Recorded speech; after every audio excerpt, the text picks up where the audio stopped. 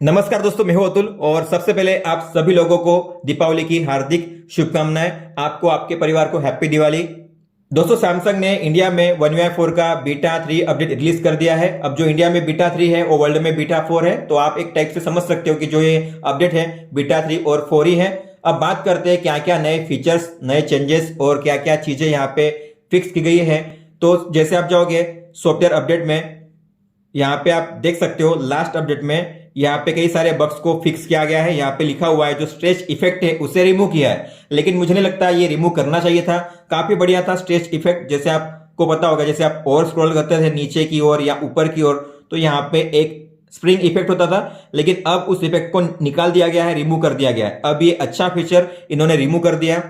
इसके अलावा आप जो स्क्रीन को सेट करते थे क्वाड एचडी पे S20 अल्ट्रा को, तो जो परफॉर्मेंस है उसका कम हो जाता था, तो उसे अब फिक्स किया गया है।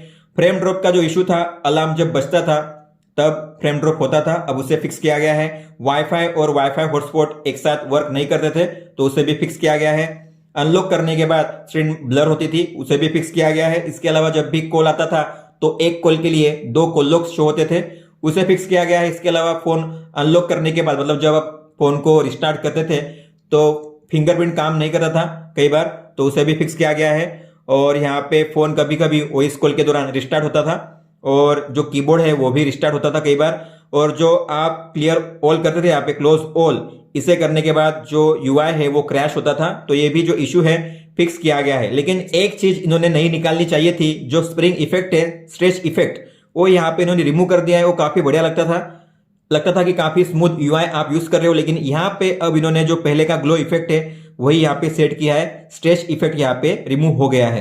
और इसके अलावा जो सैमसंग के सिस्टम ऐप्स है उन्हें भी अपडेट किया गया है। उसमें से है ये गैलेक्सी वेरेबल, सैमसंग पे, voice recorder, smart things, Samsung internet, Samsung notes, Samsung members, smart switch, calculator और सैमसंग हेल्थ। लेकिन इनमें कोई भी नया फीचर ऐड नहीं किया गया है, केवल जो वर्जन है उसे अपडेट किया गया है।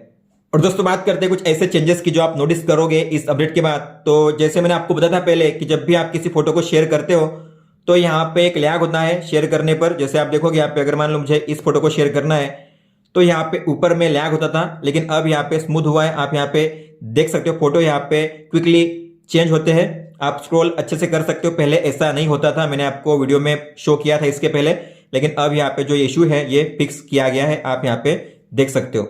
दोस्तों, इसके अलावा जैसे जाओगे आप सेटिंग्स में, जनरल मैनेजमेंट में, सैमसंग कीबोर्ड में, सजेस्ट स्टिकर्स वाइल टाइपिंग में, यहाँ पे नया ऑप्शन ऐड किया गया है इमोजी पेयर्स का। मतलब आप अब जब भी टाइपिंग करोगे तो आपको स्टिकर सजेशन में इमोजी पेयर का भी ऑप्शन दिखाई देगा। तो आप देखोगे यहाँ पे किसी भी मैसेजिंग ऐप में जब भी आप कुछ भी टाइप करोगे तो आपको यहाँ पे इमोजी पेयर का सजेशन यहाँ पे शो होगा, देख सकते हो आप। तो इस तरीके से भी आपको यहाँ पे आप सजेशन मिलेंगे इमोजी पेयर्स के, जब भी आप टाइपिंग करोगे कीबोर्ड में। इसके अलावा आपको कई सारे चेंजेस देखने मिलेंगे बैटरी एंड डिवाइस केयर में। जाओगे आप सेटिंग्स में, बैटरी एंड डिवाइस केयर में, तो सबसे पहले आप यहाँ पे देख सकते हो जो इमोजी है उसका जो शेप है अब बड़ा कर दिया गया है ब्लू कलर में। तो इस तरीके से आपको यहाँ पे अब शो होगा। पहले छोटा था शेप और कलरफुल नहीं था, अब इस तरीके से आपको यहाँ पे शो होता है। और यहाँ पे पहले बैटरी, स्टोरेज, मेमोरी के लिए ग्राफ में यहाँ पे सभी के लिए ग्रीन कलर था, सेम कलर था, लेकिन अब यहाँ पे आपको तीनों में अलग अलग कलर शो होंगे। बैटरी में आपको ये कलर शो होगा, आप यहाँ पे देख सकते हो। मेमोरी में आपको ब्लू कलर शो होगा, और जो स्टोरेज है उसमें भी आपको इस टाइप वाला जो कलर है शो होगा। मतलब इन्होंने यहाँ पे कलर कोडिंग का यूज किया है अलग अलग चीजों के लिए। तो ये चेंजेस आपको यहाँ पे देखने मिलेंगे डिवाइस केयर में। इसके अलावा जो डिवाइस केयर का जो विजेट है आप यहाँ पे देख सकते हो, ये है विजेट डिवाइस केयर का। इसमें स्टोरेज और मेमोरी में दोनों में ग्रीन कलर होता था, लेकिन यहाँ पे उनके कलर के हिसाब से अब कलर चेंज हुआ है। स्टोरेज और मेमोरी में अलग कलर है, बैटरी को ग्रीन कलर है, लेकिन दोनों को यहाँ पे अलग कलर यहाँ पे शो होता है विजेट में भी।